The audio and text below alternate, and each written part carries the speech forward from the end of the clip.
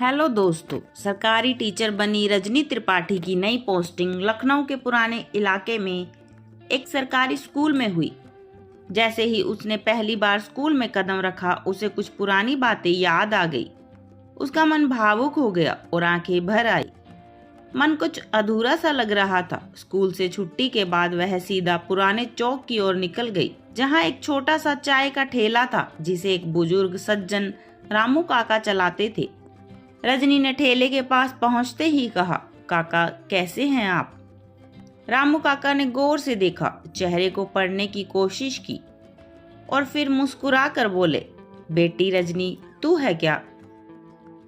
रजनी भावुक होते हुए बोली, हाँ काका, मैं ही हूँ। आप कैसे हैं?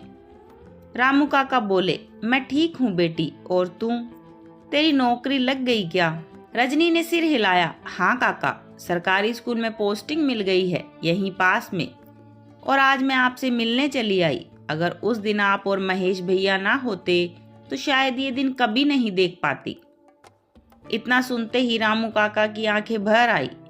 उन्होंने गहरी सांस ली और बोले, बेटी, महेश अब इस दुनिया में नहीं है। जैसे ही रजनी ने यह सुना, वह वहीं बैठ गई और उसकी आंखों से आंसू बहने लगे। नहीं काका, ये आप क्या कह रहे हैं? रामू काका बोले, कुछ साल पहले एक एक्सीडेंट में चला गया।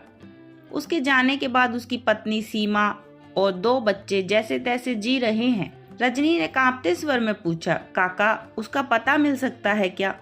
मैं उससे मिलना चाहती हूँ।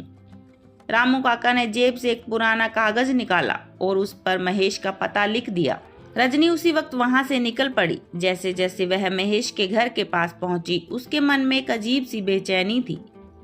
वह एक संकरी गली में बनी छोटी सी झोपड़ी के सामने पहुंची और दरवाजा खटखटाया।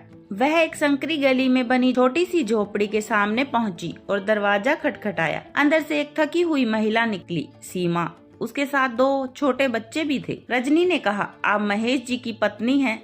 सीमा चौंक गई। जी हाँ, पर आप कौन? रजनी ने कहा, मैं रजनी हूँ, महेश भैया की बहन। सीमा ने कहा, पर उन्होंने कभी किसी बहन का जिक्र नहीं किया, वो तो अनाथ थे।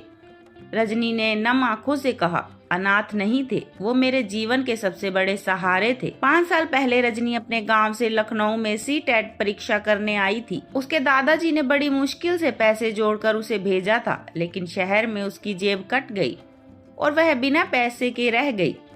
परीक्षा केंद्र से 5 किलोमीटर दूर वह एक चाय की दुकान पर बैठी रो रही थी। तभी रामू काका ने उससे बात की और उसे चाय दी। रजनी उन्हें अपनी परेशानी बताई। वहीं पास में बैठा एक युवक महेश यह सब सुन रहा था।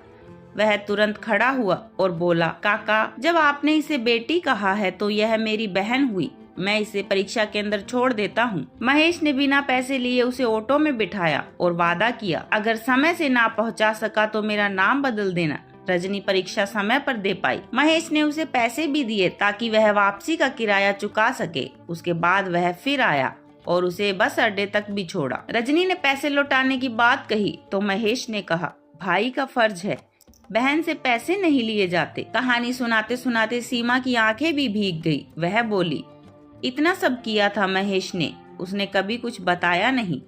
रजनी ने कहा, वो इंसान खुद की तारीफ नहीं करता, वो बस दूसरों के लिए जीता है। तभी महेश का बेटा आरव आया और बोला, मम्मी, मुझे भी स्कूल जाना है, मेरे दोस्त पढ़ते हैं। रजनी ने हैरानी से पूछा, स्कूल क्यों नहीं भेजती इन्हें? सीमा ने कहा, पैसे नहीं है दीदी, मुश्किल से खाना जुटता है, कैसे भेजूं? रजनी ने बिना कुछ कहे अगले दिन दोनों बच्चों का एडमिशन नजदीकी सरकारी स्कूल में करवा दिया।